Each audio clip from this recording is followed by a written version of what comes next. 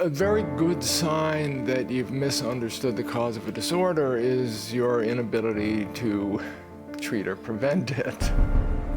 You look at the data of ever-increasing obesity and diabetes, and you just think, how is it possible the whole world has failed to eat healthfully? Maybe we're being told the wrong advice. Since the 1960s, the American Heart Association has been saying saturated fat is detrimental to cardiovascular health. You need to get it out of the diet. It's hard to think of another policy that has caused so much harm, that has been so wrong. You know the chief killer of Americans is cardiovascular disease. I mean, the manipulation of the data and the idea and the push for low fat really got us in trouble. I think the low-fat diet is genocide.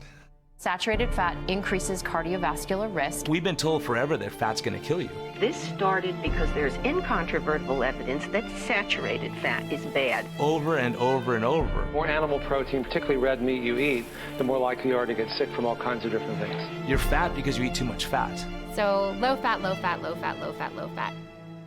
For 40 years, the dietary guidelines have set nutrition standards for every American, for our kids in school, for food programs for the poor and elderly, for rations for our nation's military, for doctors, nutritionists, and dietitians.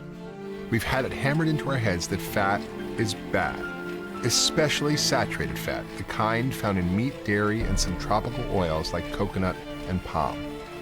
Base of the pyramid, carbohydrates. The food pyramid codified our fat phobia, telling us to make carbohydrates the foundation of our food choices. I think the food pyramid is great if you're standing on your head, because you need to turn that pyramid upside down. You can't be serious. That would put butter and fat at the top of the damn food pyramid!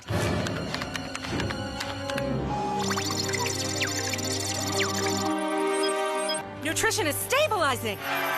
We got the whole story wrong. We were told to eat 6 to 11 servings of bread, rice, cereal, and pasta a day by the government in the food pyramid. It should be called the food tombstone.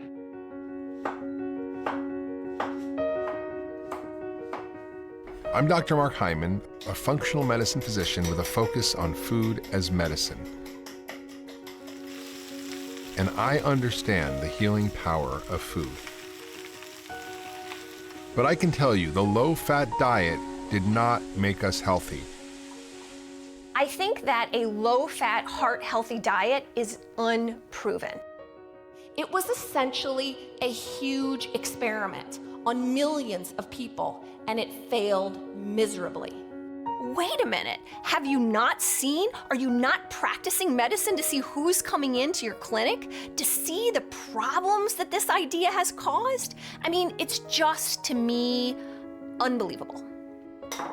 For years, even I believed that eating fat would make me fat, and that eating saturated fat would cause heart disease and kill me.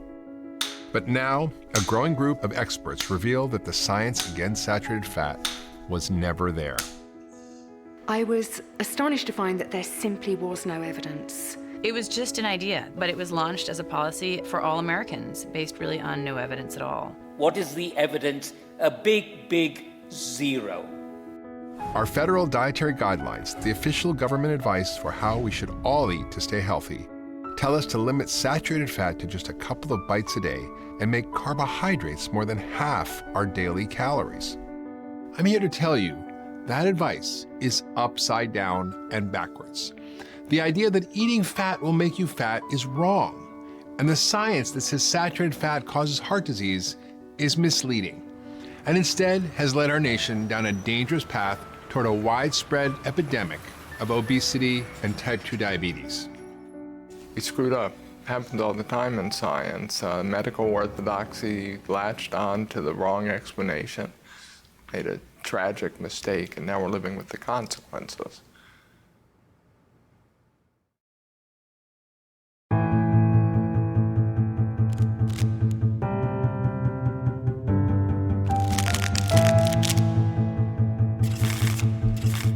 The nation got a report card on obesity today, and the country flunked. The battle against obesity has been going on for years. 1 in 3 children in this country is overweight or obese.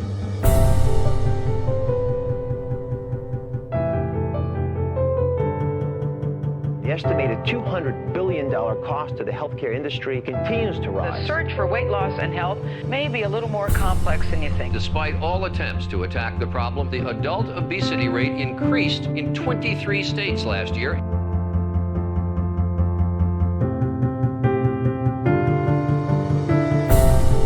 Why is it that Americans keep getting fatter in spite of government efforts ranging from calorie posting to new school lunch programs? A lot of things what science is about is seeing whether things that make sense are really right or not. In this case, it sounded reasonable, but it happened to be wrong.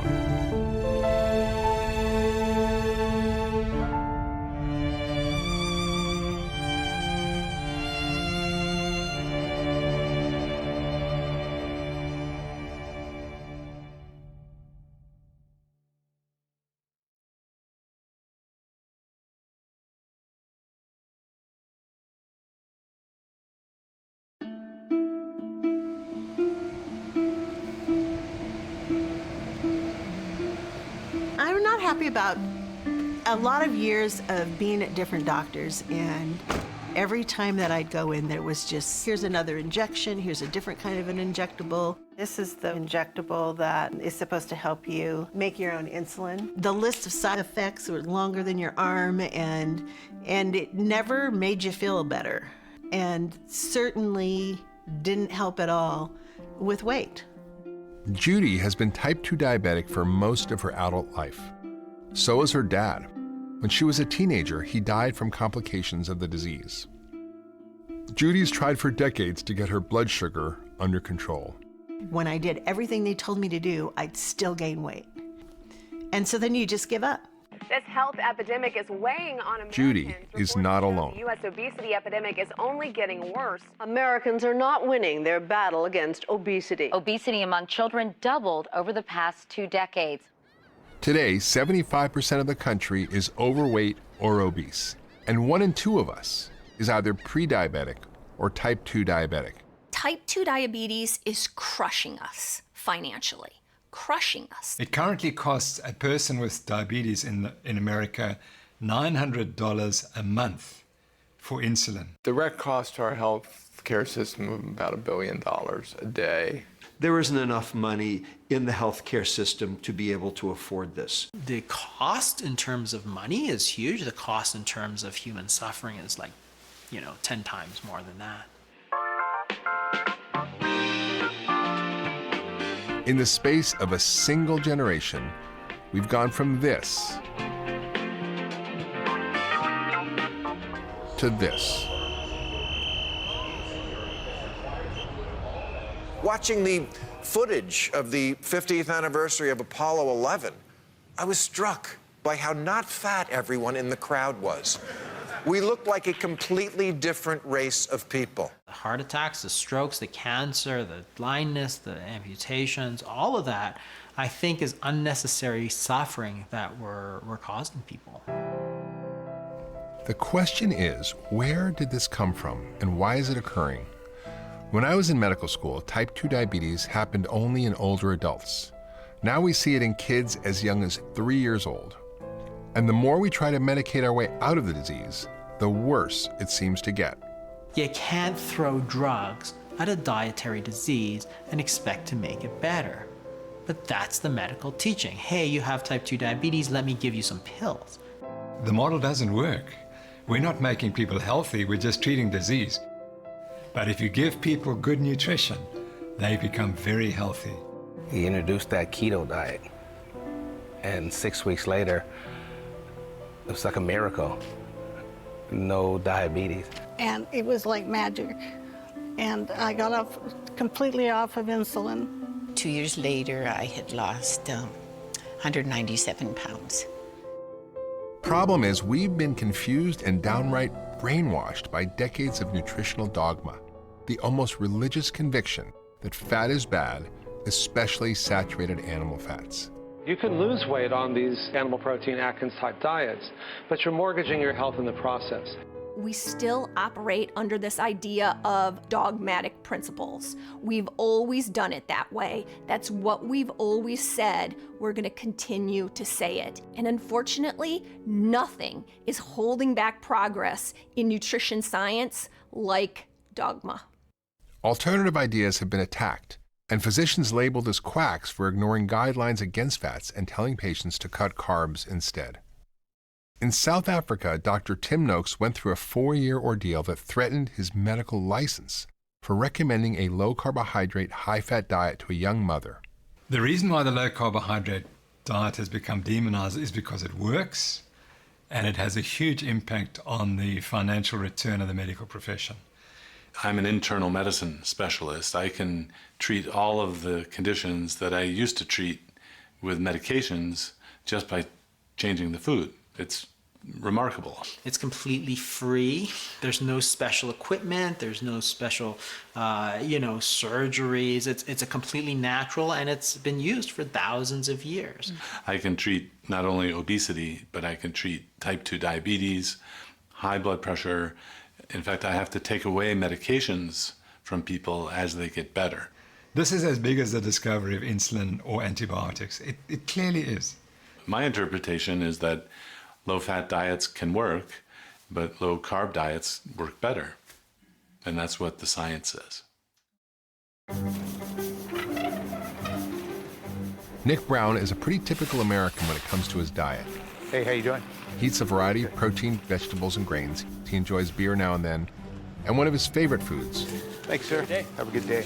is pizza. Looking forward to pizza. Maybe. If it ruins pizza for me, I'm going to be pissed off. Nick is participating in a unique nutrition experiment along with Tracy Yeah, I've got a plan for the week. and Cynthia. Thank you. 3 metabolically healthy people who take no medications, trying 2 different diets, low carb versus low fat. Quite a few new recipes, so I was curious about using the right thing. Up on the small. Before, during, and after the experiment, they each weigh in, check their blood pressure, blood sugar, and cholesterol. It's a little bit of alcohol. Throughout the experiment, we'll track their blood sugar Are you ready? Sure. Okay, here comes. using a continuous glucose monitor, or CGM. Didn't bother you? Nope. Okay. You just hit check glucose, and it says ready to scan, and you just take it here, and there it is. It's 94 right now. The first week, we put them on a low-carb ketogenic diet with less than 20 grams of carbohydrates per day, plenty of healthy fats, and a moderate amount of protein. A diet designed to keep blood sugars low, but an eating pattern that is not allowed by the U.S. dietary guidelines. The second week, we switched them to a USDA MyPlate meal plan. It's a 2,000 calorie a day, government-endorsed, low-fat plan featuring whole grains, lean meats, and vegetable oils, and more than half the day's calories as carbohydrates. Week 1 is the low-carb, high-fat diet. And then we'll keep this going. This is almost ready. I'm excited about it. I'm excited to try the recipes and excited to see just what a full week of doing this does. I'm grateful to be doing it. It's very fascinating to me. The keto recipes are full of healthy natural fats like eggs, butter, avocado, olive oil, and nuts and seeds, and even grass-fed beef. I love new recipes, so this is really good, interesting. So these are buttered eggs, and that's what they're called in the recipe. You actually make them with butter. I use the grass-fed butter. And then I decided to add a little bit of avocado and some tomatoes and salt and pepper, and that's it. Super simple, super easy. I am making a keto zucchini boats. You take out the middle of the zucchini, cook it up with some onion, spinach. I put in some olive oil, and then just let that saute for a little bit. I think it's working for my body. I'm curious to see what it does through the whole week. Those are really good. By adding healthy fats into every meal and cutting out processed carbs, the 3 experience a sense of fullness that lasts. To be honest, I've really not been famished. So this is day 3 of the strict keto diet. I am literally down 3.5 pounds from when this started. I'm surprised by that. I feel great. I went mountain biking last night and had a lot of energy, and I don't feel hungry. I still feel full, and that was after 3.5 hours. And usually at that time, yeah, after 2.5 hours, I'm hungry usually. One way to think of carbs is they are like kindling on a fire. They burn quickly and then go out, dropping your blood sugar and creating severe cravings. The physical signal that your body needs more fuel. To keep your metabolism burning, you must constantly eat more, and then you crash, and then you eat more, and then you crash. See how carbs like bread, pasta, rice, and yes, even whole grains affect your blood sugar. Protein has a much lower response. It will raise blood sugar a small amount, and fat, take a look at fat. Almost no rise in blood sugar at all. When you eat fat, it's like putting logs on the fire. What you get is just a long, steady source of fuel. And that's one of the reasons that I like low-carb diets so much, because they don't require as much willpower. Because if your hormones, your insulin isn't going up to the sky every time that you eat, and then crashing down, making you crave a bagel or a donut or something from the snack, if that's not happening in your physiology all the time, it's much easier to not overeat. Day 6, lunchtime, leftover Italian cabbage stir fry with a blob of sour cream. I'm still not quite hungry, but it's time for lunch. You know, what's really great about this is it's so easy to test your glucose. The sender's here, and then on my phone I go on the app that connects to it. And you just put it up, and it grabs it. And then doop it, and then you have it. Pretty cool. It's really cool. All week on the low-carb, high-fat diet, their blood sugars are virtual straight lines with no spikes or dips. It's been steady. It's been typically at the 85 to 90 range. And I just ate, and that's 83. I just tried it a few minutes ago, and it's already gone down 6 points. I kind of want to just keep it all the time because it's so interesting to see what you're doing all day. By the end of the week, all 3 participants have lost weight and feel great. How did your week go? Very well, thanks. Good. You have lost about 2.5 pounds of fat. And how are your blood sugars? Very, very even. And look, your lean tissue, not only has it not gone down, it's actually gone up a little bit. Boy, really even. Yeah. Wow, not a lot of variation at all. I had always a full feeling, so I'm wondering if I ate too much, maybe, I don't know. Well, you'll feel a lot more full with fat and protein and less carbohydrate for sure. Next week, we'll flip from low carb to low fat and follow the U.S. dietary guidelines. I'm really curious to see what happens. I'm a little scared about what's going to happen. So how is it possible that we got the story so wrong about fats? There were religious objections to eating meat as early as the 1800s that influenced American opinions, but a major turning point was in 1955 when a presidential health scare shocked the nation. News of President Eisenhower's sudden illness, described by his doctors as coronary thrombosis, came as a severe shock to us all. President Eisenhower in 1955 had a heart attack. He was out of the Oval Office for 10 whole days, and that really focused the attention of the nation on this problem of heart disease. Cardiovascular ailments continue to take an increasingly heavy toll of American lives, 1 million this year. The nation was really in shock, and there was a desperate need for explanations. And people were like, whoa, what's causing all the heart disease? Here are vital statistics. They show that this problem here in America is the worst in the world. There were a number of ideas about it. One was that it was vitamin deficiency. Another was that it was the rising tide of auto exhaust, more cars on the road. Of 10 men, we can expect 5 to get it. But we can't say who, or when, or why. Now you can look back now and say, well, that's pretty easy to understand. Everybody was smoking. Raleigh? Oh, no thanks. I have a pack. More doctors smoke Camels than any other cigarette. In the 1950s and 60s, cigarettes were in.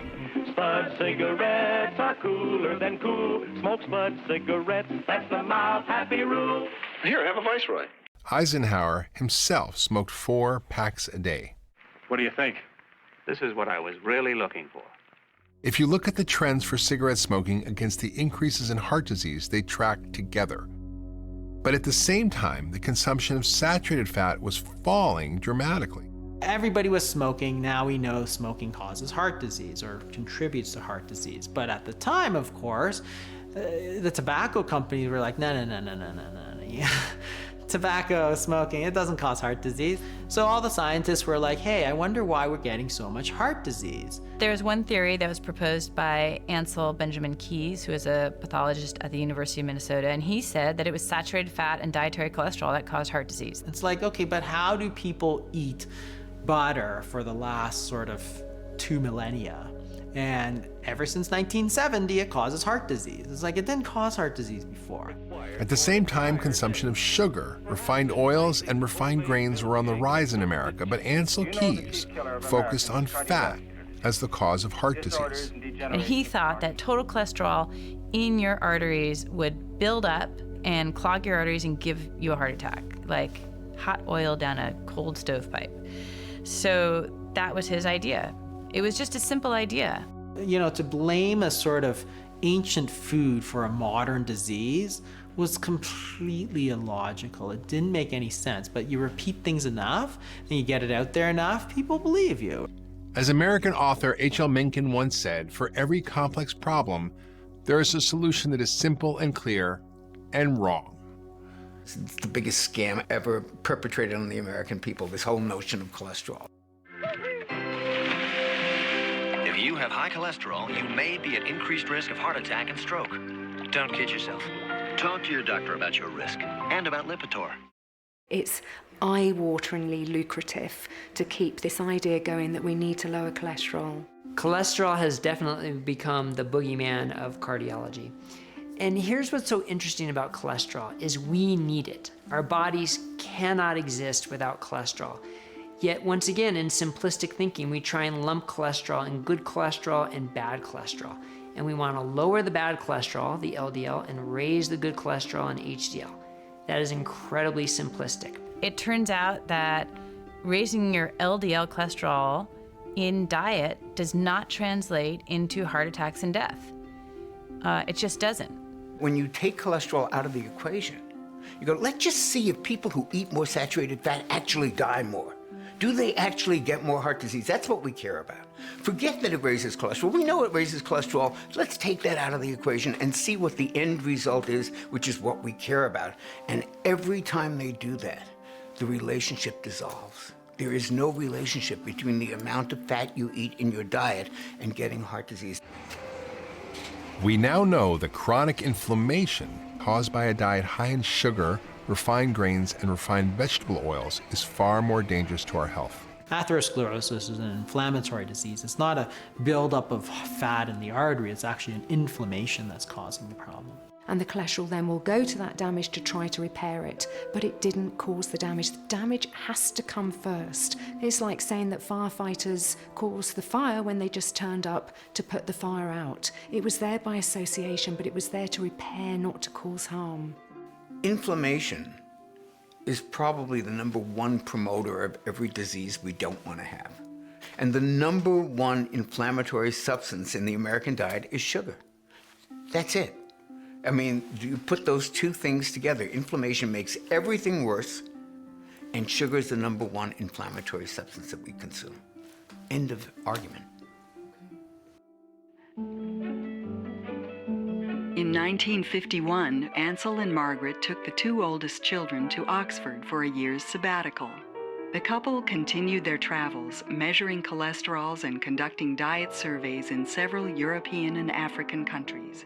There was a study that he presented at the Mount Sinai Hospital in 1953, and it was a 6 countries graph.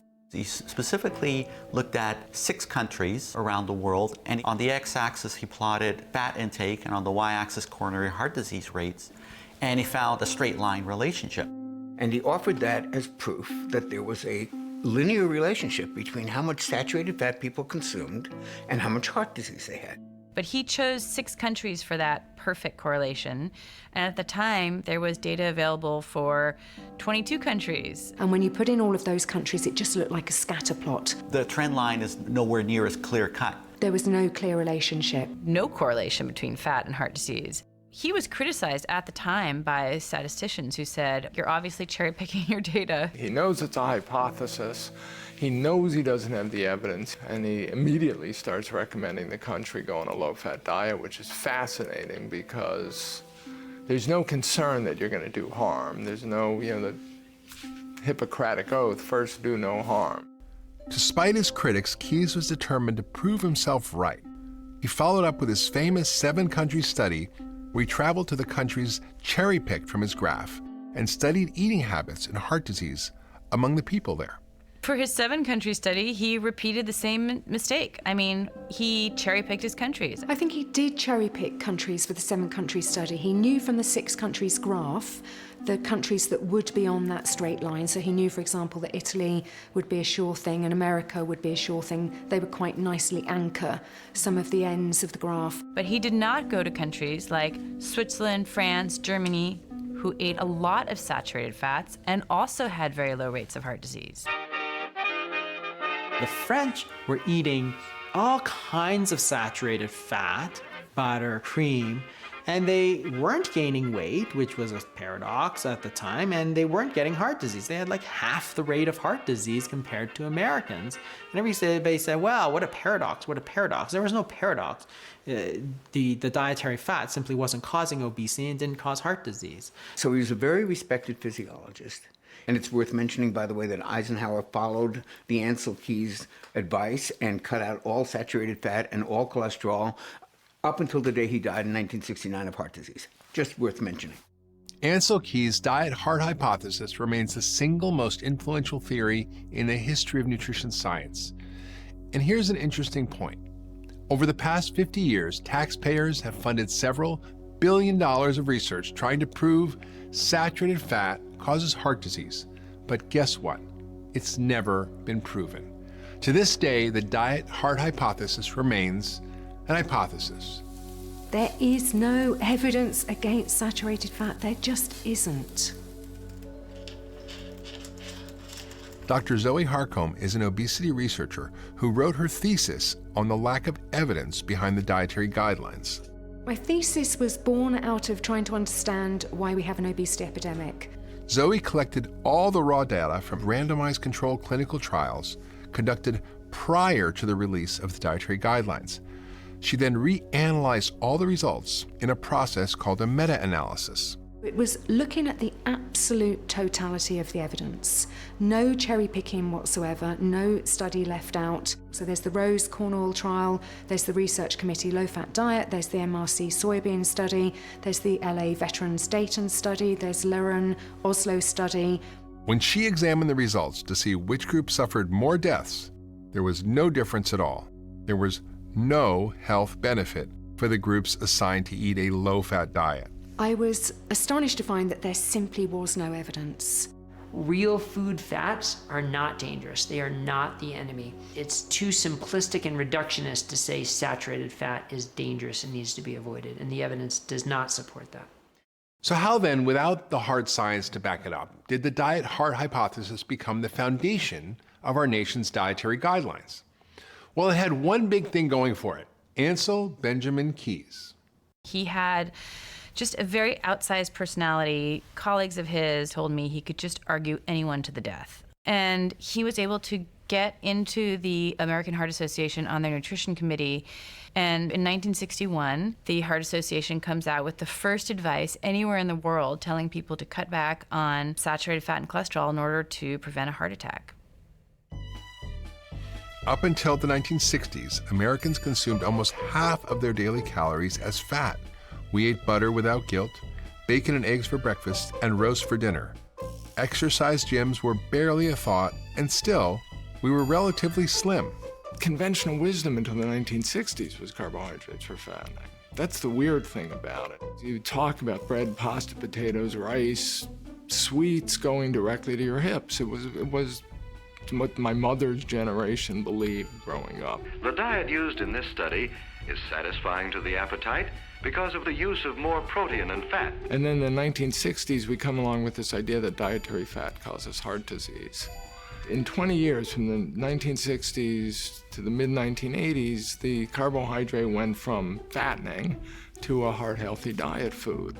The low-fat diet fad had taken hold, and Keyes rose to prominence within the American Heart Association and at the National Institutes of Health. If you only lived in America, you'd think this controversy was pretty settled, that obviously saturated fat causes heart disease because it raises cholesterol, and we all know cholesterol clogs the arteries. But there was a alternative hypothesis going on across the pond in England. There was always this competing theory that it was sugar and not fat that might cause heart disease. And the leading proponent of that was John Yudkin, and he published about that. And I think this is an extraordinary example of how nutrition science did or did not really work in America, because rather than say, oh, this is an interesting competing theory, let's explore that. Maybe they're right, maybe we're wrong. The reaction instead was to just bully him, really bully him out of the field. And Ansel Keys literally destroyed his reputation. He went after him. He did everything but call his mother, names. I think Ansel Keys knew that this hypothesis competed with his own, and he did not want that to succeed. He wanted his hypothesis to be successful. Not surprisingly, the sugar industry also preferred to point the finger at saturated fat. Recently discovered documents reveal that in 1965, the sugar industry paid prominent Harvard researchers to do just that. And they were very specifically paid $50,000 in today's dollars to produce 2 articles that exonerated sugar and fingered saturated fat as the cause of cardiovascular disease. We know that because we have the paper trail. We have their names on the documents. This is unconscionable. The sugar industry's job was to get the nutrition community to say publicly what they believed to be true, which was dietary fat was a problem, not sugar, and they paid researchers to do that, and they were very successful at getting that message across. In 1977, a Senate Select Committee headed up by Senator George McGovern helped seal fat's fate. Over the objection of scientists who pleaded against it, and with no hard evidence to back it up, the committee recommended the low-fat diet to the nation. I have pleaded in my report and will plead again orally here for more research on the problem before we make announcements to the American public. Well, I would only argue that senators don't have the luxury that a research scientist does of waiting until every last shred of evidence is in. McGovern just wanted to make the statement, and he said, we haven't got time to wait for all the evidence. They recognize the science is unsettled, and then the counter-argument is, but we cannot afford to wait. And so they went without any evidence. And despite the fact that many people had warned that this is going to cause an obesity diabetes epidemic. They were warned, but they ignored it. In 1980, the U.S. government triggered a radical shift in the diet of Americans when the campaign against fat became official food policy. The first dietary guidelines recommended 7 to 11 servings of bread, basically, every day. 50 to 55% of your calories are supposed to come from carbohydrates, mostly grains. For the first time anywhere in the world, our government endorsed a massive increase in carbohydrates and slashed saturated fat consumption to less than 10% of daily calories. The American guidelines started with a very high-carb, low-fat approach, which was disastrous for putting that out into an entire population without evidence saying that it was healthy. Obesity in America had been slowly creeping up from the mid-1900s on, but in 1980 you see it turn sharply upwards. And then it just takes off like an airplane. So you just want to ask, well, what happened around then? What happened in 1980 is that the U.S. government told all Americans, cut back on fat and increase your carbohydrates. It could be complete coincidence that just happened to coincide, but it sure as anything needs looking at to see if it is just coincidence. When we took the fat out of the food, what did we do? We put something in which was way worse: sugar. 1, 2, and twist! Reduced fat Oreo. Less fat, loads of taste. News reduced fat brownie, muffin, and cake mixes from Pillsbury. Try the new frosting, too. Hershey's syrup is virtually fat-free. Terrific. I mean, let's face it, fat tastes good. We know that. And if you're gonna remove the fat from a food, you're gonna have to replace it with something else that gives people pleasure. Because new Simple Pleasures is made with all natural Simpless instead of fat. And what did they put in? Refined carbohydrates, increased sugar, and boom, we've got an explosion of processed foods. So irresistible, people are sinking to a new low to get their hands on one. Okay. Continental yogurt is non-fat, not low-fat, non-fat. Zero fat? How'd they do that? Ultimately, sugar was a bigger problem than saturated fat ever was. The industry learned that if they took fat out the diet, they had to replace it with sugar. They then learned that sugar was addictive. Wow, these are really good. These are great. Bring them on. Oh, yeah. And that's the driver of the obesity epidemic. Low-fat yogurt, higher in sugar. Whoa. Low-fat peanut butter. This is special. Low-fat salad dressing. This is great. All higher in sugar or carbs. Are you sure this is fat-free? All low-fat foods turned out to be higher in carbs. I don't think this was anyone's intention, but it's what naturally happens when you remove fat, which is natural for humans to be eating, from their dietary choices, and you put them on things instead of tasting like cardboard, they can at least taste like sweet cardboard. Snackwell's chocolate sandwich cookies. These taste unbelievable. What if I can't bake enough of them? Those women will be after me again. Hello, Cookie Man. What's in the box? Yeah, the Snackwell phenomenon was like the epitome of what happened with the low-fat food industry, where people thought they could just eat massive amounts of these cookies. Don't you think you got a little carried away? They were very high in sugar and white flour. Cookie Man, you better make some more. The American Heart Association cashed in on the low-fat craze. Food companies paid hundreds of thousands of dollars to feature this heart-healthy checkoff symbol on a product. So this resulted in crazy things like the heart checkoff on Cocoa Krispies or on Honey Nut Cheerios or on all these foods that were super high in sugar. But as long as they were low in fat, then it was considered healthy. Kellogg's Fruit Loop cereal, part of this nutritious breakfast. Ha-ha, now that's a seal of approval. Heart-healthy, low-fat Fruit Loops, anyone? There's a kind of conventional explanation that it's really the fault of Americans for not following the guidelines. There's nothing wrong with our guidelines. It's just that Americans fail to follow them. But government consumption data confirms Americans did as they were told and dutifully cut back on natural fats found in red meat, whole milk, eggs, animal fats, and butter. But we still gained weight. One of the analogies that I like to use is, imagine you had a baseball team that lost every single game for the last 50, 60 years. And you're like, well, those players, they just don't know how to play. None of my players know how to play. Well, at some point you'd have to say, maybe we should take a look at our coaching strategy. It can't be the fault of all of those players for decades. But that's basically our explanation for why Americans are getting fatter and sicker. It's their fault. They just can't do it right. I think the dietary guidelines have been a tremendous failed experiment. It's a good question of whether they just need to be changed or whether they just need to be scrapped and start over. I genuinely believe that people now are hanging on to this saturated fat myth because they don't want to admit that they were wrong. I don't think the governments will ever admit they were wrong about saturated fat. And we are paying a hell of a price for a few public health people wanting to protect their own reputation, not wanting to look silly. And I used to fantasize about the American Heart Association press release that would say, okay, yes, we know for the past almost 60 years we've been giving you the wrong advice, and we apologized if we killed any of your loved ones prematurely, and we apologized if we gave you heart disease with the advice we did give you. We were just telling you what we thought was true then, and we were best of intention, and now we know better. That apology may never come. And the largest health organizations dedicated to preventing obesity and type 2 diabetes continue to spread advice that makes it worse.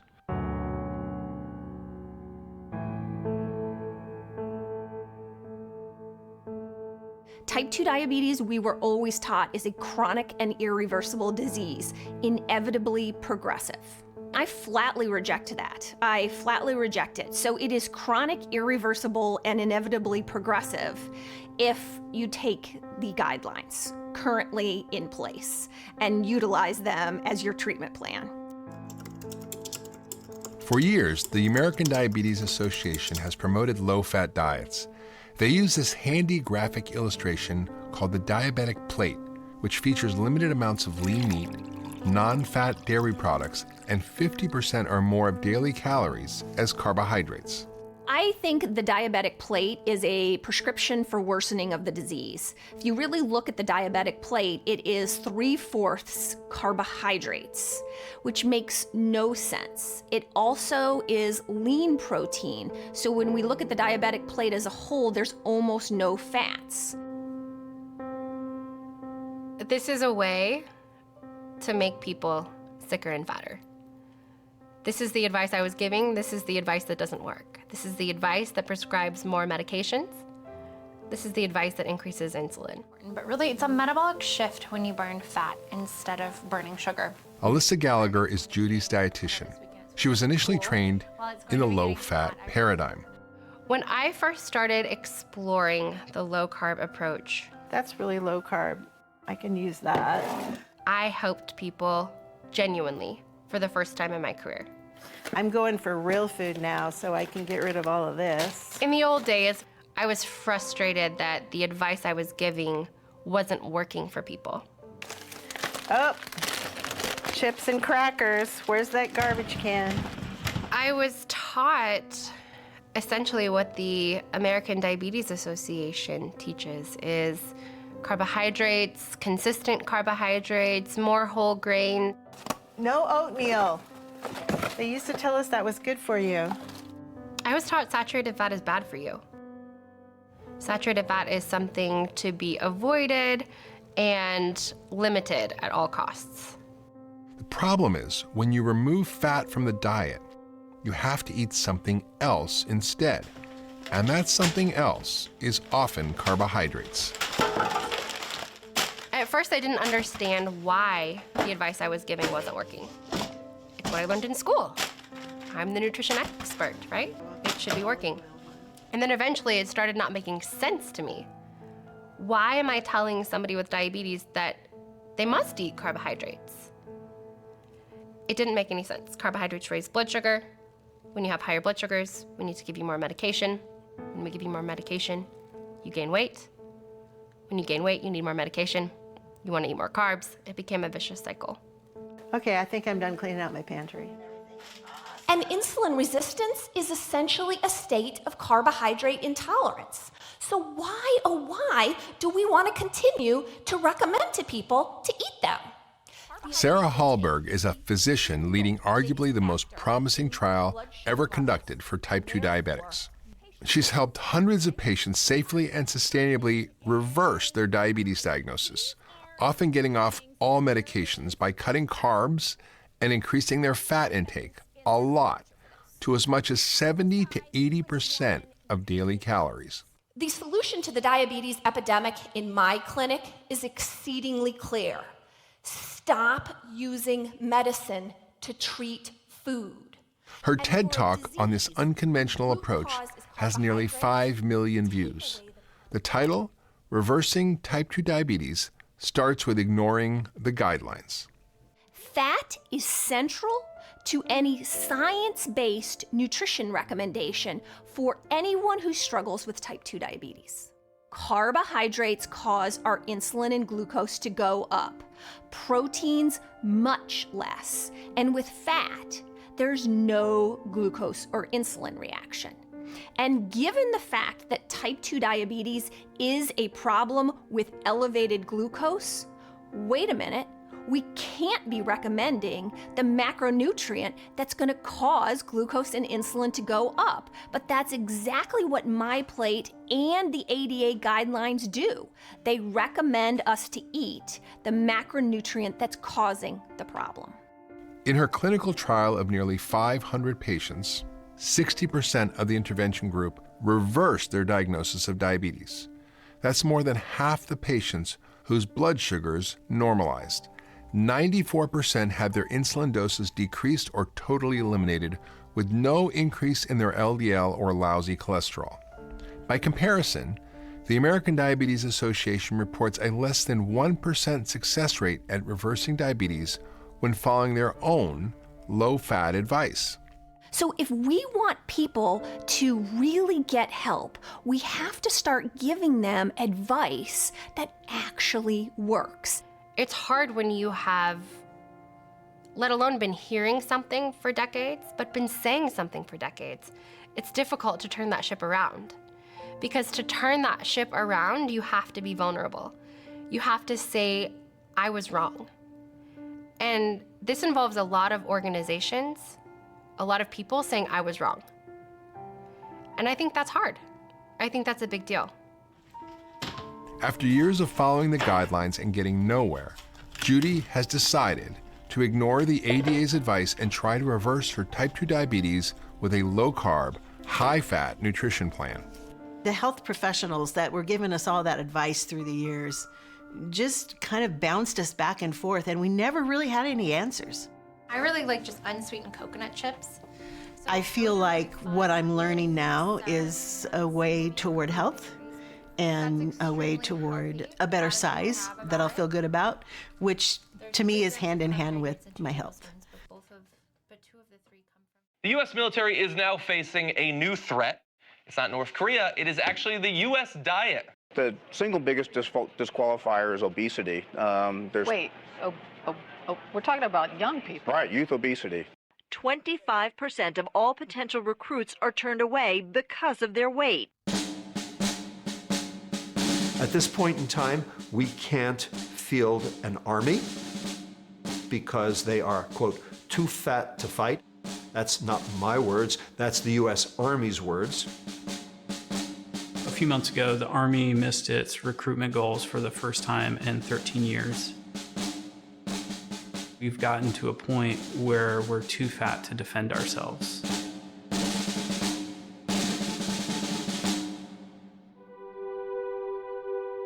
Captain Brian Gaudette is an Apache helicopter pilot, an entrepreneur, and a living example of why the U.S. dietary guidelines matter. Flying Apache helicopters is probably one of the most fun things on the planet, but it's also very high stakes. You need all of your faculties to stay safe. On high-stakes missions, often on the other side of the world, Brian was confined to Army food, a diet dictated by the dietary guidelines. I always had sandwiches for lunch, lots of noodle-based dishes, lots of rice-based dishes. I was running about 3 or 4 times a week, between 3 and 5 miles, but the weight was still coming on. One day I was in the cockpit and I put my head down and it felt like the world was moving, like the aircraft was moving. I looked up really quick and then I put my head down again and I felt it again. And so I kind of had to, raise my hand and say, hey, we have a problem here. Brian knew he was sick, but he didn't know why. He was grounded from flying. For the next 8 months, I went to every specialist. Do you have a brain tumor? Is it an inner ear thing? Is there a cardiac issue? Is there a neurological issue? And they said, Brian, sometimes stress does weird stuff to the body, and handed me a card for mental health. Not one medical specialist asked Brian about his nutrition. And they were just like, sorry, that's about all we can do for you. So there was a turning point where it was like, okay, well, we've got to figure this out on our own.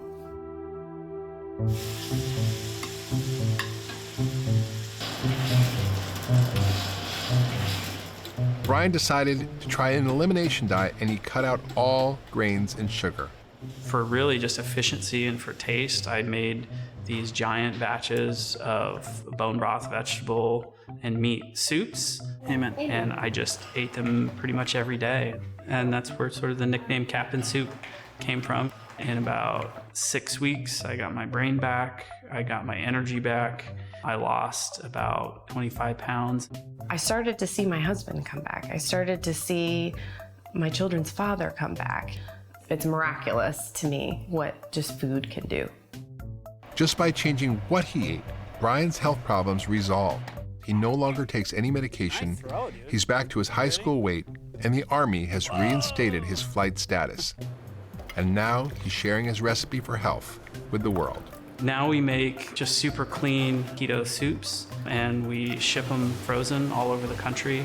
These days, when Brian goes on deployment, he ships ahead cases of soup. He no longer relies on the Army food that made him so sick. When my son was born, I was really sick, and I look back at photos from that time, and I barely remember anything about that year because I was so out of it. Sorry. And when you don't have energy and you don't have your health, like, you don't really have anything. I have my brain back, I have my energy back, and I can show up and be there for my kids and for my wife like I want to be. Today, less than 20% of medical schools require nutrition training for physicians. That's slowly changing, but a widespread lack of nutrition knowledge means many physicians misunderstand the root causes of chronic and metabolic diseases, which are often driven by diet. When a physician preaches low fat and a physician preaches reducing calories and they try that themselves, it doesn't take long for some of them to realize this isn't working for me. Maybe it's not working for my patients either. Allie, how are you doing? Physicians are not immune to obesity. Plenty of them struggle with their own health challenges. Until 2 years ago, I was trying to do the American Diabetes Association diet, the American Heart Association, trying to eat a low-fat diet, eating small meals throughout the day, and I'm gaining weight. Up 2, up 3. I was working out 6 days a week because I would say, I gotta work out. If I wanna lose weight, I wanna be an example to my patients.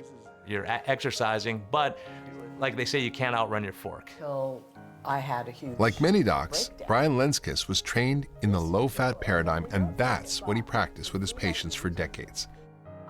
But the struggle with his own weight was getting out of control. Yeah, at that point, I was around 260 pounds. And I was, at that time also, I was pre-diabetic. Clearly what I was doing wasn't working. I was following the government guidelines, and I was getting sicker and sicker. And it's not working for me. Well, were my patients not listening to me, or was I giving them bad advice? And it turns out we were giving bad advice.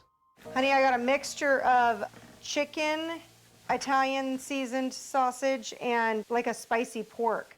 So when I cut carbohydrates, the interesting thing for me, if I had eggs for breakfast, for instance, my 10 o'clock snack that I was gonna have, I wasn't hungry and I would skip right through it. I like the grease on my fingers. Super good. Within the first 6 months, I was down about 28 pounds, 30 pounds.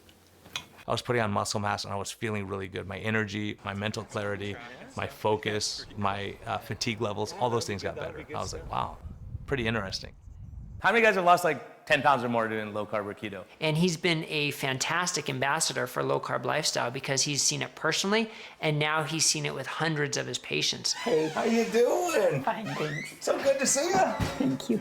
How's things? In all my years of practice, I never saw anyone cured of diabetes by going on a low-fat diet. Never, not one time. No one came off insulin.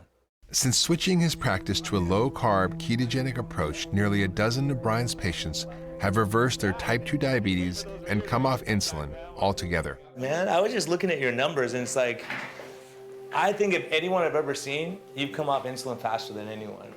I feel brand new. Brand new, brand new. So I'm sticking with the diet. In 3 months, I went from insulin 5 times a day to no insulin and was able to maintain normal blood sugars. I don't remember if Dr. Lenskis suggested keto specifically for the weight loss or if it wasn't for the other issues that I had. I started it, and I do love butter, and I do love cream, and I do love bacon. So, it sounded really pretty good to me. Great, it's incredible. I ate less, and what I ate, I enjoyed more. Since last March, a year ago, I've lost between 50 and 60 pounds, but I've gained a lot of strength, I've gained a lot of muscle as well. So I've lost over 200 pounds. It's just mind-boggling. He hadn't taken any patients off insulin ever in his entire career. And in 5 months, he got 11 patients off insulin completely. How can you not acknowledge that? You've done incredible things. I mean, just 2 years ago, you were on insulin 5 times a day, huge doses. And you asked me, can I come off this insulin? I'm gaining weight, I'm tired, I'm fatigued all the time. And now seeing you where you're at now, and it's pretty remarkable what you've accomplished, just by making some lifestyle changes. They're empowered now to get themselves off insulin. So now they're seeing it. Now my patients are telling their patients, and they're going to them saying, hey, how come this person came off insulin? I thought it couldn't happen. It can happen. It does happen, right? And we're excited about that. I don't know anyone else who's lost as much weight as you have. Even with gastric bypass surgery, I've never seen it. The fact you're coming down off your diabetes medicines, you're off them all now. Your blood pressure came down. All these things are getting better, and we're just slowly getting you off medications. You are making progress, and you're making a ton of progress, more than anyone that I've ever seen.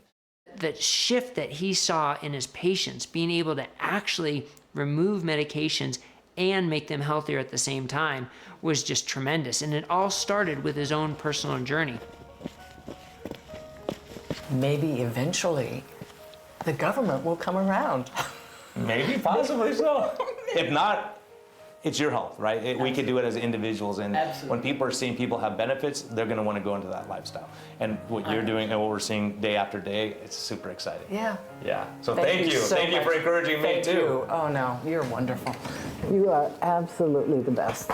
You're awesome. Thank you. So the 3 main macronutrients in food are carbohydrate, protein, and fat. And here's an important point. There are essential fats and essential proteins, but there are no essential carbohydrates. Essential means the nutrients are required to sustain human life. We must eat these to survive. But there is no physical or biological need for us to consume any carbohydrates at all.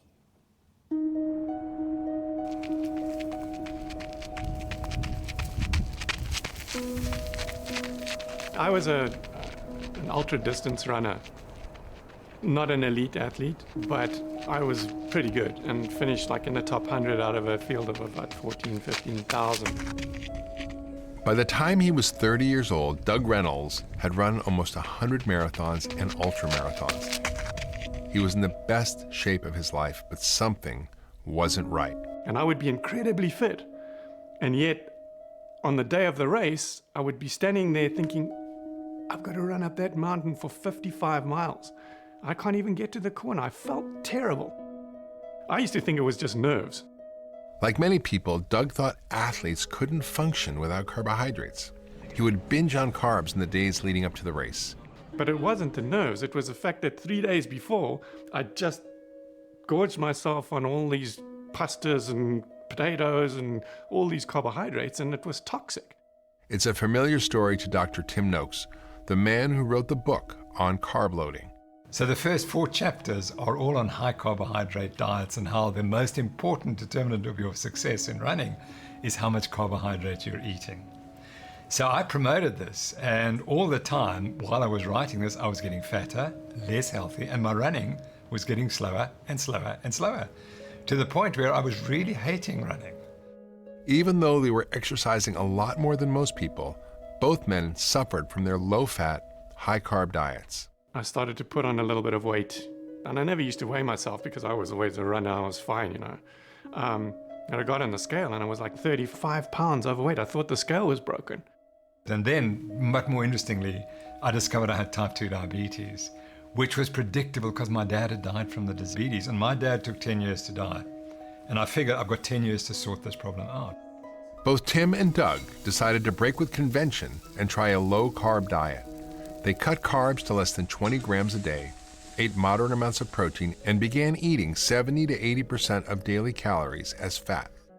Nutrition is actually pretty simple. Your body needs protein, and protein comes first. That's essential.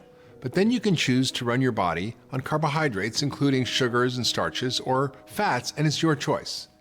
If you quit eating carbs, sugars, and starches, your body is forced to use an alternative fuel source, fat. Burning fat produces substances called ketones that provide all the energy you need to fuel your body and your brain. That's why the low-carb, high-fat diet has been given the name keto. For most of human history, there's been very little sugar or starches in the diet. In fact, if you put all of human history in 1 year, it's only in the last day that people started eating grains or bread, and it's only in the last hour that people have been eating sugar.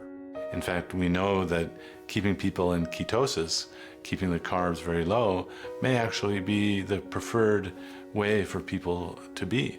Eventually, I dropped right down 44 pounds and I went back to my weight that I had when I was rowing in 1972.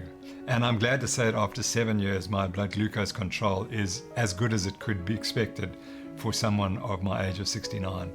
I'm not completely normal, but I'm 99% normal. Tim famously tore out the pages on carb loading from his Lore of Running book and promotes ketogenic diets for athletes.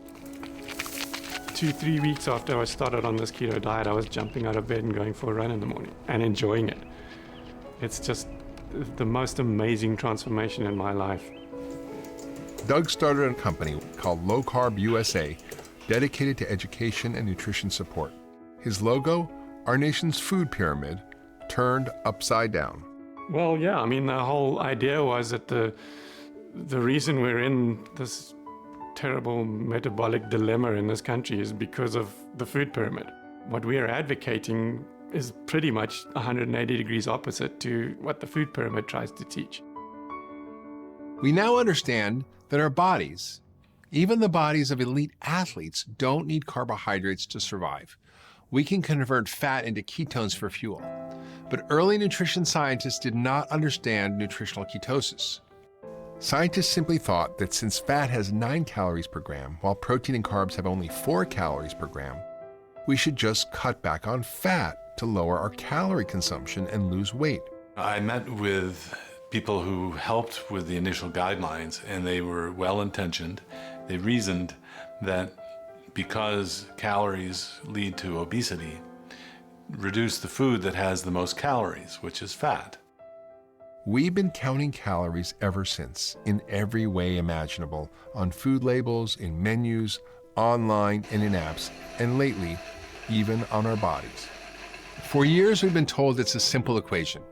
If we can just balance the number of calories we consume against the number of calories we burn, the calories in versus calories out, our weight will stay in balance. Everything on the level, right? Actually, not so right. The calories in, calories out model is fundamentally flawed because the body doesn't account for the fat that way. That's not how we gain fat. It's not a physics problem, it's a biology problem, it's a physiology problem. The alternative theory is called the carbohydrate insulin hypothesis of weight gain. Remember how carbohydrates raise blood sugar but fat doesn't? That's the key to the insulin carbohydrate hypothesis. It's really not that hard to understand. So if you take 100 calories of brownies and 100 calories of salmon, and you eat the two, all the insulin hypothesis says is that one food is going to raise insulin a lot, the other food is not. So we know that as soon as you put those foods in your mouth, the hormonal effect of those foods is completely and utterly different. So we really need to pay attention to hormones at least as much, if not more, than calories. So what raises insulin? Well, carbohydrates, number one with a bullet. It's like in real estate, location, location, location. With insulin, it's carbohydrate, carbohydrate, carbohydrate.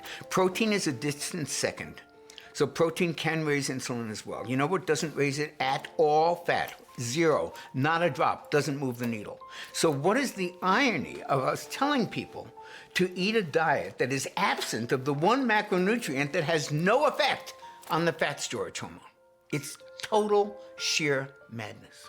Insulin essentially acts as a lock that gets clamped down on all of our fat stores and prevents us from using our stored fat as energy. But when we restrict carbohydrates and we can therefore bring the insulin levels down, the locks come off. And all of a sudden we have access to all of our fat stores for energy. That's right. Insulin is a fat storage hormone. Lower insulin by cutting out sugar and carbs, and the weight comes off, or never comes on in the first place. We tell patients to think of their body as a bowl of sugar, right? So over time, that bowl fills up. If you're eating a lot of, processed foods and, sugar and so on, that bowl fills up. And eventually that sugar, as you add more sugar in, spills out. And that's what type 2 diabetes is. Your cells can't hold any more sugar. It simply spills out into the blood. The wrong thing to do is take the insulin and keep cramming that sugar back into the body. The body sort of takes it until it rots, right? It would be much smarter to simply say, hey, I have too much sugar. Let me just burn it all off by intermittent fasting or not putting any more sugar in, a low carbohydrate diet. And guess what? It works exactly as you would expect it to work. I've been using the keto diet for about 13 years in a university clinical practice, and the results in treating diabetes are quite remarkable. I've had some people get off insulin within just a few days of changing from eating carbohydrates to not eating carbohydrates. I think my record that I can recall is I took someone off 180 units of insulin a day in just 2 days. Well, come on in and take a seat. Sure. If Judy were to have walked into my office 10 years ago when I started, I would have thought, I can help you. You just need to eat less. You need to exercise more. We need to start measuring your food. You can do this. I believe in you. And I thought that to be true. Why don't you go ahead and get your blood sugar meter out for me too? Okay. Take a look at that. Over the course of the following 5 years, I realized it wasn't working. And either no one was following my advice or I was giving terrible advice. I've been writing down each day. Thankfully, Judy didn't come into my office 10 years ago. She came into my office this year. And I was able to offer hope. I was able to offer an opportunity. I knew that she could be successful. And success wasn't just measured on the scale, it was measured with blood sugar reduction, insulin reduction, anti-inflammatory markers, blood pressure, as well as insulin. Yeah. Looks like you did an awesome job. Yeah. And you are down 12 pounds. Wow. Since our last visit. Yeah. I can report that this is the second week and I have normal blood sugars now in the morning. I'm still doing my injectables, but it's gotten leveled. It's leveled and I know that I'm in ketosis and the weight is starting to drop off. What's the dose you were taking when you walked out of the door? 120 units. Okay. And now I'm doing 100. In just 2 weeks on a ketogenic diet, Judy has cut her blood sugar in half and lost 12 pounds. Changing her nutrition has done more to improve her health than any medication ever did. The difference is more fat, and that gives a lot more energy. It's amazing. I'm happy to come to work again, and there was really a time when I thought, I have to quit. I can't do this. This is miserable. It's hopeless. Diabetes is a hopeless disease.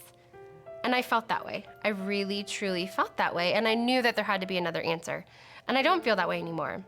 In results from more than 50 controlled clinical trials comparing high-fat and low-fat diets for weight loss, the high-fat diets won every time. The higher the fat, the higher the weight loss. That's because eating fat speeds up your metabolism and helps you burn body fat. Carbs slow down your metabolism and cause weight gain. It's week 2 of our nutrition experiment. This time, it's the low-fat diet. So today's breakfast was oatmeal with raisins and brown sugar. We're following a USDA MyPlate 2,000 calorie a day meal plan downloaded from the USDA website. Do you have a leaner ham? It calls for low-fat meats, non-fat dairy, including non-fat sugar-sweetened chocolate milk, and plenty of carbohydrates, things like lasagna, bread, and even pizza. This looks like stuff you take to a college dorm or something, right? This is what our government says we should eat. We have some shredded wheat here. And then half a cup of sliced banana. And half a cup of fat-free milk. Oh, then a toast. And 1 cup of chocolate milk, fat-free. This breakfast alone contains 150 grams of carbohydrates and 50 grams of sugar. 2 teaspoons of jelly. Instead of eating bacon and eggs in the morning, which keeps you full until like well past lunch, for example, now you're eating a couple of slices of bread and jam. And of course, by the time you metabolize it, sugar goes way up and then it goes way down. At 10:30, you're looking for a low-fat muffin. Day one of the new diet has begun, and I have to admit I'm not liking it. Hungry all day. So instead of eating sort of 3 meals a day, which is the standard since, in the 60s, 50s, 60s, 70s, now all of a sudden people are getting hungry, like ravenous at 10:30, and they're saying, oh yeah, I need to eat 6 times a day. Today I was hungry again, so I needed the snack, and I also got really tired after the meal. So not only are you eating foods that stimulate a lot of insulin, you're doing it constantly, 6 times a day versus 3 times a day. It's like, well, what's gonna happen?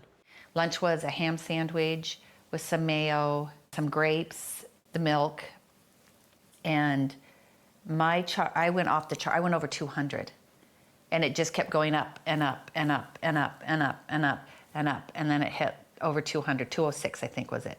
Then it started coming down. That was crazy to me, and it was almost a little scary. It's a recipe for diabetes. How long is it going to be before everybody becomes diabetic? Because that's the outcome of that advice. I never even got that close to that last week, not even close. So it's gonna be an interesting week, and gosh, I hope I last all week. Not kidding. Hi, this is Cynthia, 5th day on the low-fat diet. It is barely 12, but I'm hungry, so I'm digging in my lunch. I'm hungry again, so I will dig into my daily snack. Last week I barely was hungry at 2, and now I'm very hungry, so I will eat. I was hungry the entire time. I would eat.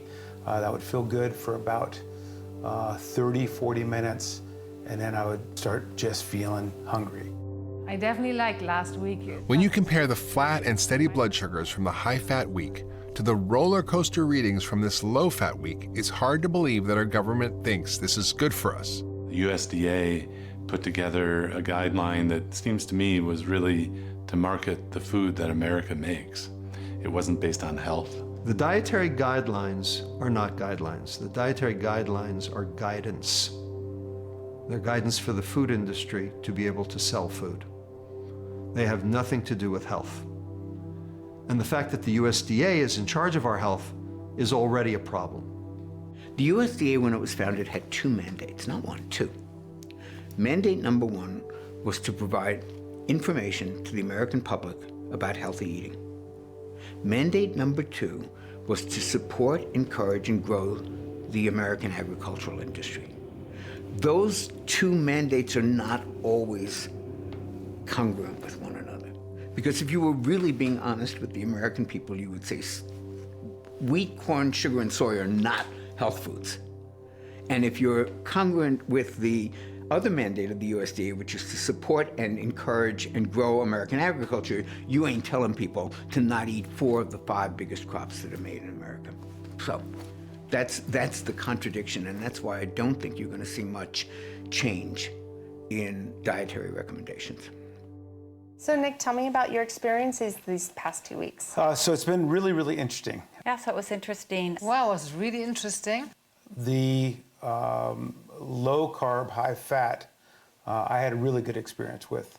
I loved all the food, and I found it very easy. I like the high fat a little better because I felt more energetic. The following week on the low-fat, high-carb, I was bonking. I'd just be tired. Maybe hangry is probably the best word. Insulin is a big driver of carbohydrate craving and hunger. That hangry feeling that you mentioned is often when someone's insulin levels are high but their blood sugar is low. It's that insulin roller coaster we talk about, that you eat carbs, your insulin levels go up. And I was, I got foggy during the high carb week. A little groggy. I was even just like saying things backwards, and yeah, I noticed that I wasn't clicking like I normally do. I'd love to see your graphs at some time too, like kind of see the whole progression of them. Do you have them with you? Yeah, sure. Let me see here. Just look at the difference between the 2 diets. every one of our participants experienced similar reactions to the low-carb versus low-fat diets. Wow, what a difference between Yeah, the it's 2 huge. weeks. Yeah, From the first week, I was almost a flat line. Yeah. I was averaging 84. much more stable. It was fascinating. Yeah, it was really, interesting. really interesting being part of this. I'm really excited about this, Yeah. changing my life on this. It's cool to see. For many people, fat is a superfood. Not only does it help you feel full and lose weight, your body uses it as the building blocks for cellular membranes, and fat makes up the myelin sheath that forms around your nerves and allows electrical impulses to transmit quickly and efficiently. Fat makes up more than half our brain tissue. Human breast milk is more than half fat, much of which is saturated fat. We need healthy fats to be healthy humans. Unfortunately, what we've been told about which fats are good for us and which fats are bad is dead wrong. Everybody just thinks, oh, don't eat fat, don't eat fat. And it's actually more tragic than that. The story is actually much worse. As people turned away from saturated fats like butter and animal fats, we were told to eat margarine. Yes, I am the muffin man, now I am the butter man. Imperial, only our taste deserves the crown. It turns out, and this is what's so tragic about it, it was deadly advice. Many doctors have recommended corn oil margarines to help lower the saturated fat in a reduced fat diet. So if you remember, margarine is vegetable oils, and then they partially hydrogenate them to make them solid so they look like butter. Partially hydrogenated fats are actually trans fats. It's best to replace spreads high in saturated fat. So we went from eating natural foods and butter to trans fats, which we now know was super, super, super deadly for heart attacks. For the family you love, serve delicious new Mazola margarine. They'll love its light, delicate flavor every day. That is like mind-blowing that we told people to stop eating butter and eat this poison instead, and it would be good for you, and we all did it. This is Mazola 100% corn oil margarine, made from 100% corn oil goodness. Well, there's really no doubt that the American Heart Association endorsement of vegetable oils was a great thing for that industry. This is Ralph Edwards of Truth or Consequences. Congratulations on your fine entry statement on why we should all support the American Heart Association. The American Heart Association started in the 1920s as a sleepy little organization that could barely keep its doors open. But in 1948, Procter & Gamble, the maker of Crisco, or shortening, staged a nationwide fundraiser, and the AHA hit the jackpot. Thanks, Jack Benny. The American Heart Association has $1.5 million there. All right, Ralph Edwards saying good night, everybody! Overnight, millions of dollars flowed into their coffers. I mean, literally from one week to the next, they started opening up chapters all over the country, all thanks to Procter & Gamble. New Crisco oil stays blended longer, makes salads taste great. New Crisco oil blends better than other oils. The American Heart Association has endorsed vegetable oils ever since. It's not nice to fool Mother Nature. They then were able to publish advertisements saying, lowers cholesterol, take this ad to your doctor and get them to prescribe to you vegetable oils for your health. Vegetable oils are a fascinating topic because they've become labeled as heart healthy, which drives me a little crazy because the label was granted to them simply by lowering LDL cholesterol. But the broader question is, what else are they doing? These are not real food products. These are products made in factories. These are products that require heat and chemicals and high pressure to extract what little oil there is. The heat and chemicals used in the manufacturing process oxidizes these delicate seed oils. When you eat oxidized vegetable oils like soy, canola, corn, and safflower or sunflower, they create free radicals throughout your body that are highly inflammatory and known to cause heart disease and cancer. Why are we always trying to eat more antioxidants? To combat free radicals like the ones found in refined vegetable oils. And then they're used by restaurants in the most carcinogenic way possible. They heat them, reheat them, cool them off, heat them again, and use them for a week. So switching to vegetable oils or seed oils was probably a terrible idea in the first place. One researcher from the University of Minnesota went to a variety of fast food restaurants in her neighborhood and purchased French fries, and then took them back to her lab for testing. She found numerous compounds of toxic aldehydes in the fries. Aldehydes are known to cause gene mutation, alter RNA and DNA, and trigger massive inflammation in the body. Vegetable oil is highly toxic, and anyone who advises people to eat vegetable oils is also giving misinformation. I tell my clients to avoid the industrial seed oils as much as possible. Vegetable oils belong in the engines of cars, not in your food. Refined vegetable oils are one more reason you should avoid fast food and processed food. If it comes in a bottle or a box, it probably contains vegetable oils, from crackers to cookies, mayonnaise to salad dressings, baby food, and even baby formula. They're not natural, they've been shown to be pro-inflammatory, and in some studies like the Minnesota coronary experiment, the Sydney diet heart study, they've shown that yes, they lower LDL, but they actually do nothing or they worsen all-cause mortality. Minneapolis, you're so many things to me. The Minnesota Coronary Survey, which took place in the 1960s, was the biggest ever test of Ansel Keys' hypothesis. The Minnesota coronary experiment is a fascinating study, both from a science standpoint and sort of a detective standpoint. So it took place in 5 Minnesota mental hospitals, which is a kind of experiment you can't do anymore because it's considered unethical. But back then, it has the benefit of being highly controlled, which means that you're feeding people all their food, so you know what they're eating. And they can't get outside food, so they can't cheat. In the diet, they replaced saturated fat with polyunsaturated fat in the intervention. And then the diet was similar in all the other nutrients that they deemed to be important. And what they found was that with the intervention, cholesterol levels went down, which is what you would expect, but mortality actually trended up. Turned out the people who were on the cholesterol-lowering diet had more heart disease and more deaths than the people eating the controlled diet, which is the exact opposite of what they wanted. So it did not support the diet heart hypothesis. But they never published the results.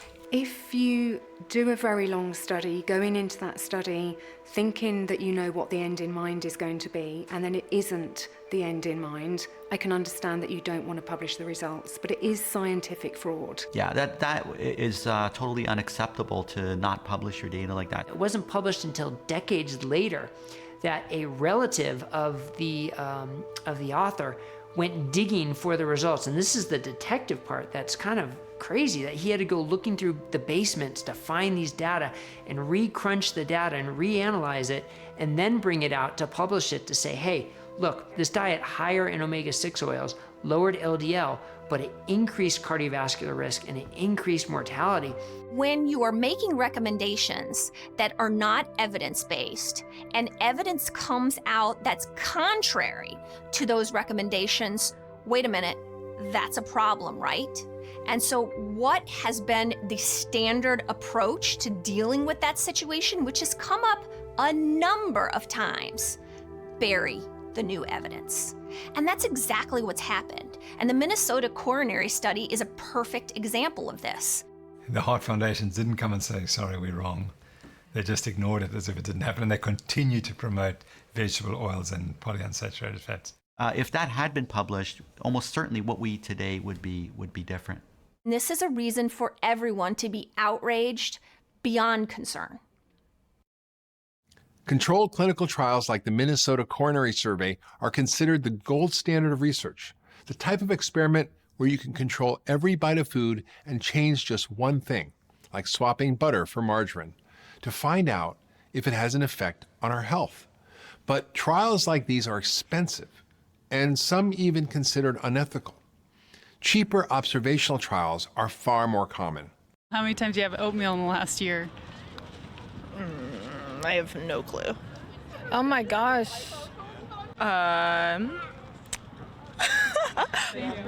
Observational trials often rely on food frequency questionnaires that rely on people's memories, and people's memories aren't that great. How many times have you had orange juice in the last year? I wouldn't know a number. Last year? I'm gonna say, if I was to put a number on it, upwards of 20. In the last year, 20 times? Oh, yeah. Yes. Okay. So you think you've had it only about 2 times a month? Oh, darn. Yeah, you're right. I have no idea how many ounces. Well, if I had to break it up and out, Probably about the same as you. Whatever yeah. I don't know how many ounces. See what I mean? Observational trials generate unreliable data and are the reason why nutrition recommendations constantly flip and flop. Setting nutritional food policy based on unreliable data is largely what got us into this big, fat mess. How hard do you think it is to remember what you ate? Impossible. Unless you have some ridiculous ability to remember everything, which nobody does. Nobody remembers things accurately.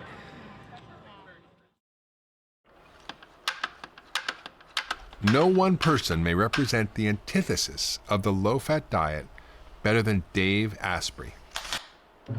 His company, Bulletproof, has made a morning ritual out of adding spoonfuls of fat to coffee.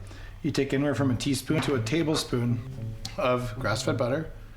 Add to that a few more tablespoons of purified coconut oil.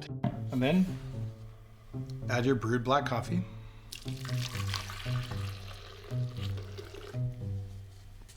And you blend it.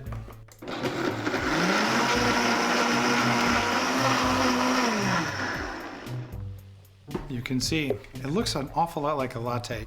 You drink this, you're just not hungry for hours and hours, and you're energized in a way that you'll never get from a piece of toast. It was through his own discovery of a high-fat, low-carb diet that Dave Asprey lost more than 100 pounds, and he's kept it off for 10 years. In 2004, after I lost a bunch of the weight I wanted to lose, I decided to go to Tibet to learn meditation from the masters. And I'm at 18,000 feet elevation in a very remote part of Tibet, 10 degrees below zero, 30-mile-an-hour winds, and I'm feeling kind of wrecked because there's no air and it's cold. And this little Tibetan woman gave me a bowl of yak butter tea, which is yak butter mixed with tea and a pinch of salt. All right, fine, I'm hungry. I drank it. Didn't taste great, didn't taste bad, but a minute later, I feel really good. In fact, I haven't felt this good in days. What is happening? And I wrote a little note in my journal. How could this be? And that day I had another 20 cups of it, and I just felt like I got my life back. Dave came back to the States and adapted his yak butter tea experience to coffee. Bulletproof is now a multi-million-dollar company which Dave operates alongside a small organic farm where he grows grass-fed sheep and pigs. Hey guys. Hey Riley. Dave believes the quality of the fats you consume is critical. If you're not sure whether fats are good or bad, it's okay, because some fats are bad and some fats are good. No wonder it's confusing. Short version, grass-fed butter, egg yolks, coconut oil, avocados, olive oil, those are the good fats. While there is much debate over the role played by animal agriculture in climate change, raising grass-fed animals on organic pastures like Dave's actually helps capture carbon and can be a sustainable piece of the climate solution. And the meat you eat must be higher quality. And guess what high quality animals make? High quality poop. Guess what high quality poop makes? High quality vegetables. The vegetables you're eating that don't come from farms that work like this are vegetables devoid of nutrients. And if we allow that to continue, there will be no topsoil. This is how you make topsoil. And the Tibetans figured out a long time ago, saturated fat helps your brain. They were using it for meditation. They're using it to help their metabolism work in very harsh conditions that are high stress. So it's time to throw away the seed oils. They are not fit for human consumption. If you're eating bad fats, it's going to kill you. And this is where the American Heart Association and the American Diabetes Association just got it wrong. They told you to eat bad fats because of industrial interests. And it's time that we change that. The science is very, very clear. Yeah. So how much weight have you lost total? 30 pounds. That's great. Yeah, and my goal was 50, so I think it's very doable. And you're down another 5 pounds. I am? Yeah. Yeah. In 2 months, Judy has lost weight and cut her insulin medications by 60%. I think you have to look inside yourself and just determine that nobody's going to take care of you the way that you can. I don't feel like anyone could go wrong with making an attempt at this, but you can't attempt it for a week. You have to set your mind and set yourself to it for, a period of time. Judy is inspired by thousands of other patients who've reversed their type 2 diabetes, getting off all medications with a high-fat, low-carb nutrition plan. We reversed my severe type 2 diabetes after 1 month. I couldn't be prouder. No more insulin injection for me, and no more metformin or even statins. I completely reversed my type 2 diabetes in just 3 months. Now, before I changed my diet, I weighed 212 pounds. Now I weigh 165 pounds and I take 0 medications. Before I started, I weighed about 265 pounds. I now weigh 130 pounds. Now I can enjoy my family. I can do everything that you should do to live a life. It's just been a total change. I have seen so many individual transformative patients. What an honor that is to share that journey with a patient. I feel like if a person just is determined and sets their goals, that there isn't anything you can't do. You just have to decide that feeling good and being healthy is more important than the things you used to like to eat.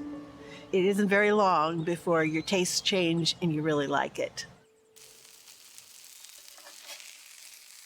When I first started exploring low carb, I tried to keep it very quiet because it has been, and maybe still is, a very controversial subject. In other countries, dietitians were losing their licensure over practicing low carb, let alone medical doctors as well. Professor Noakes, on a charge of unprofessional conduct, the majority of this committee find you not guilty. The controversy over low carb may be slowly, quietly changing. In the long drawn-out case of Dr. Tim Noakes, the final ruling found in his favor. So as far as we're concerned, we've made the point that this diet is safe. That's all we really set out to do. The low-carb ketogenic diet is a low-inflammation diet. More and more brave practitioners are going against the dietary guidelines to help their patients find better health.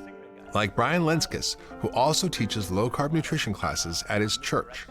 So far, Brian's congregation has lost more than 2,000 pounds. Our results are in purple here, low carb. The 2-year findings from Sarah Hallberg's clinical trial show that a low-carb, high-fat diet is equally as effective as bariatric surgery in reversing type 2 diabetes. So your assessment of the vilification of saturated fat after your experience in this trial? Well, I'll tell you, what we say is that we do not restrict saturated fat in these patients, and yet they're having these remarkable results. In April of 2019, the American Diabetes Association issued an update to its long-standing position that diets lower than 130 grams of carbs a day are unsafe. I was thrilled. It felt like Christmas morning to me. It was the very first time in writing from a huge organization that said what I was doing was okay. What I was doing was an approach that was helping my patients. And while it was something that I have known for years, it was the first time I felt safe. It was the first time I felt safe to give these recommendations. In 2015, after more than 50 years of condemning foods like eggs, lobster, and shrimp, the American Heart Association quietly dropped their long-standing recommendation against dietary cholesterol, saying it's no longer a nutrient of concern. That same year, the U.S. Dietary Guidelines Committee removed the cap on dietary fat consumption, admitting there's no evidence that eating fat is bad for health. But the cap on saturated fat remains. The hypothesis that saturated fats are bad for health has been the most tested hypothesis in the history of nutrition science. There has been no hypothesis that has been more tested. Some 75,000 people, 65,000, somewhere in that range, depending on which studies you include, and none of them could show that saturated fats had any effect on total or cardiovascular mortality. There's no evidence for it. Even so, the American Heart Association, who takes much of its funding from big food and big pharma, continues to stand behind its long-held position that saturated fats are the cause of heart disease and that refined vegetable oils are heart healthy. But there is so much politics and so much money and big pharma and the sugar industry behind trying to keep those guidelines as they are right now.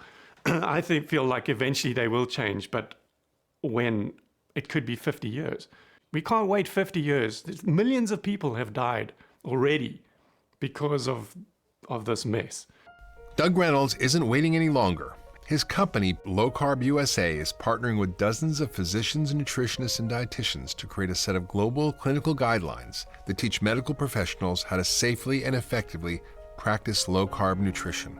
Now it gives a lot of them confidence to maybe start implementing it in their practice, where before they weren't quite sure how to do it, or they were afraid that the other doctors weren't doing it. Now they're actually following some kind of set of guidelines.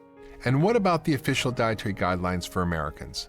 The 3 main eating patterns recommended by the USDA all feature more than 50% of daily calories as carbohydrates.